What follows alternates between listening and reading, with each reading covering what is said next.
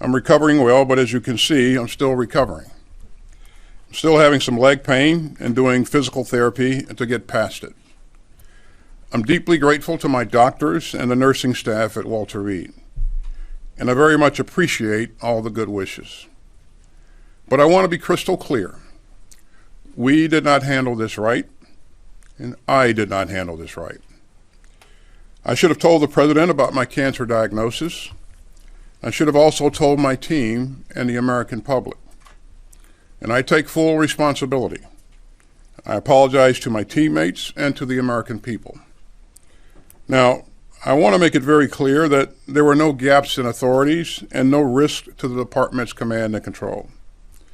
At every moment, either I or the Deputy Secretary was in full charge. And we've already put in place some new procedures to make sure that any lapses in notification don't happen.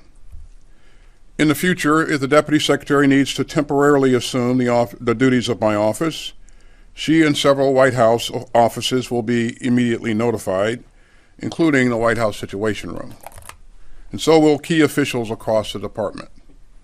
And the reason for that assumption of duties will be included in writing. Now, I want you all to know why this happened. I was being treated for prostate cancer. The news shook me, and I know that it shakes so many others, especially in the Black community. It was a gut punch. And frankly, my first instinct was to keep it private. I don't think it's news that I'm a pretty private guy. I never liked burdening others with my problems. It's just not my way. But I've learned from this experience. So taking this kind of job means losing some of the privacy that most of us expect. The American people have a right to know if their leaders are facing health challenges that might affect their ability to perform their duties, even temporarily. So a wider circle should have been notified, especially the president. I'll take your questions today, but as you know, we've got an ongoing internal review, as well as a DoD Inspector General review that we fully support. So I may have to discuss some aspects later. Now, let me back up a bit. As you know, on 22nd December, I had a minimally invasive procedure to cure me of my recently diagnosed prostate cancer. And then I hit some bad luck during what is usually a pretty easy recovery. On January 1st, I felt severe leg pain and pain in the abdomen and hip. And that evening, an ambulance took me to Walter Reed. The doctors found that I had several issues that needed treatment, including a bladder infection and abdominal problems. On January 2nd, I was also experiencing fever and chills and shallow breathing. The medical staff decided to transfer me to the critical care unit for several days for closer monitoring and better team care by my doctors. And the Deputy Secretary assumed the functions and duties of my office, which happens when necessary. Her senior staff, my senior staff, and the joint staff were notified of this through our regular email notification procedures. And I never directed anyone to keep my January hospitalization from the White House. On January 5th, I resumed my functions and duties as secretary from the hospital.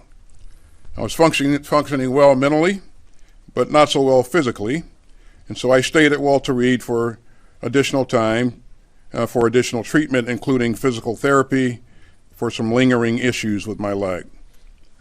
Now, I'm offering all of this as an explanation and not an excuse. I am very proud of what we've achieved at the department over the past 3 years, but we fell short on this one. As a rule, I don't talk about conversations with my boss, but I can tell you I've apologized directly to President Biden. And I've told him that I'm deeply sorry for not letting him know immediately that I received a heavy diagnosis and was getting treatment.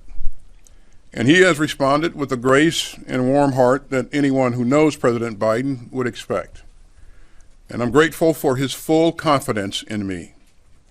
And finally, I also missed an opportunity to send a message on an important public health issue. And I'd like to fix that right now. I was diagnosed with a highly treatable form of cancer, a pretty common one. 1 in 8 American men will get prostate cancer. 1 in 6 black men will get it. And so I'm here with a clear message to other men, especially older men.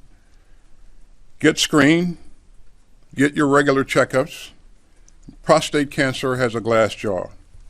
If your doctor can spot it, they can treat it and beat it. And the side effects that I experienced are highly, highly unusual. So you can count on me to set a better example on this issue today and for the rest of my life. And again, I want to thank everyone for their well wishes and their great support.